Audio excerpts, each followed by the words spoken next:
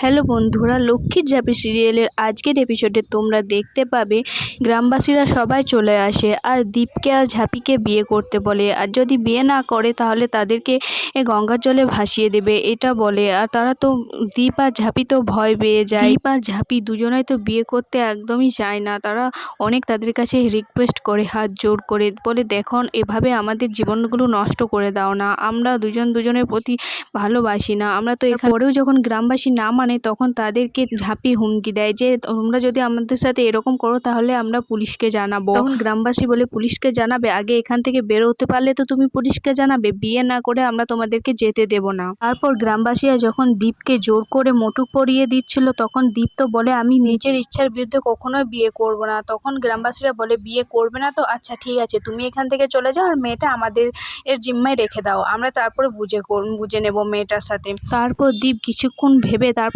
বলে, ঠিক আছে আমি বিয়ে করতে রাজি আছি। এটা শুনে তো ঝাঁপি বলে, কি বলছো দীপদা, তুমি কি বলছো, তোমার মাথা ঠিক আছে তো, এটা কিভাবে সম্ভব? তখন দীপ ঝাঁপিকে আস্তে আস্তে বলে, দেখ এটা ছাড়া আমাদের কোনো উপায় নেই, না ছাড়া এরা আমাদের এখান থেকে বেরোতে দেবে না, চল আমরা বিয়েটা করেই নিই। তারপরে ঠাকুরমশাই এসে বলে, কি হয়েছে, এত তোড়জোড় করে আমাকে আবার ডেকে নিয়ে এলে? আমি তো সন্ধেবেলায় সন্ধে প্রদীপ দিয়ে চলে গেছিলাম। গ্রামবাসীরা বলে বেশি না বকে কাজটা করুন, এদের বিয়ে দিতে হবে, এদের তাড়াতাড়ি ঝটপট বিয়েটা দিয়ে দিন। তারপর গ্রামবাসীরা দীপকে আর ঝাঁপিকে নিয়ে চলে যায় বিয়ের সাজে সাজাতে।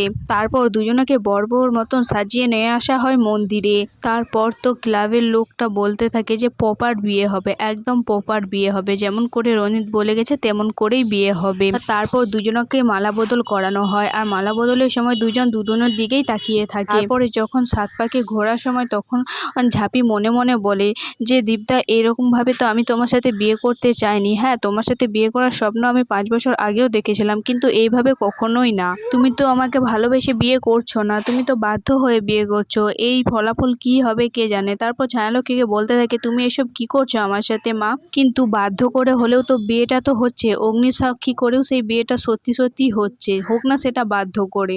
তারপর কার সাথে হচ্ছে? যার সাথে আমি নিজের বিয়ে করার স্বপ্ন দেখেছিলাম তার সাথেই হচ্ছে। তারপর তো দীপ ঝাঁপিকে সিঁদুর পরিয়ে দেয় আর সিঁদুর পরানো হয়ে গেলে ঝাঁপি বলে, তুমি তো আমাকে মন থেকে বিয়েটা করলে না, কিন্তু এই সিঁদুর আমার মাথায় সারা জীবন অক্ষয় থাকবে, আমি এই বিয়েটাকে পুরোপুরি মান্য দেব। তারপর বিয়ে হয়ে যাওয়ার পর দীপ গ্রামবাসীদের বলে, বিয়েটা হয়ে গেল, এবার আমাদের গাড়ি। তখন গ্রামবাসীরা বলে, হ্যাঁ আমাদের গ্রামের বাইরেই তোমার গাড়ি, তোমার পোশাক, তোমার সব কিছু ওখানে রাখা আছে, চলো আমাদের সাথে চলো, নিয়ে যাচ্ছি তোমাকে। তারপরে সেখানে নিয়ে গেলে গ্রামবাসীরা বলে, এই যে তোমার গাড়ি, ফোন, পোশাক সব কিছুই তোমার এখানে, আর এই যে তোমাদেরকে আর লুকিয়ে ভালোবাসা করতে হবে না, এবারে তোমরা যা করবে সামনাসামনিই করবে। আর আমাদের গ্রামের একটা সম্মান আছে, আমরা চাই না আমাদের এভাবে মেয়েদের অসম্মান করা হোক, তাই আমরা এটা। তো এবার সাবধানে যাও, সুখে শান্তিতে সংসার করো, আর হ্যাঁ ভাইপো ভাইঝি হলে আমাদেরকে দেখিয়ে যেও, কেমন? তারপর গ্রামবাসীরা সেখান থেকে সবাই চলে যায় আর দীপ আর ঝাঁপি তো দাঁড়িয়ে থাকে বেশ কিছুক্ষণ। তারপর কিছুক্ষণ পর ঝাঁপি বলে, এসব কি হয়ে গেল দীপদা আমাদের সাথে? তখন দীপ ঝাঁপিকে বলে যে, দেখ ঝাঁপি, তোকে আমার একটা কথা বলার আছে, এই জাম্বতা গ্রাম থেকে বর্ধমান অনেক দূরে, তাই এই কথাটা কেউ জানতেও পারবে না, তাই তুই এটাকে অ্যাক্সিডেন্ট মনে করে ভুলে যা, কারণ এটা যদি জানাজানি হয়ে যায় না আমাদের সবারই জীবন ওলটপালট হয়ে যাবে, সব সম্পর্ক নষ্ট হয়ে যাবে। আর তাছাড়াও তোকে তো আমি আগেও বলেছি যে আমি এনকাকে ভালোবাসি আর ওকেই বিয়ে করতে চাই, তাই সব থেকে ভালো হবে তুই এই সব কিছু ভুলে যা একটা অ্যাক্সিডেন্ট মনে করে।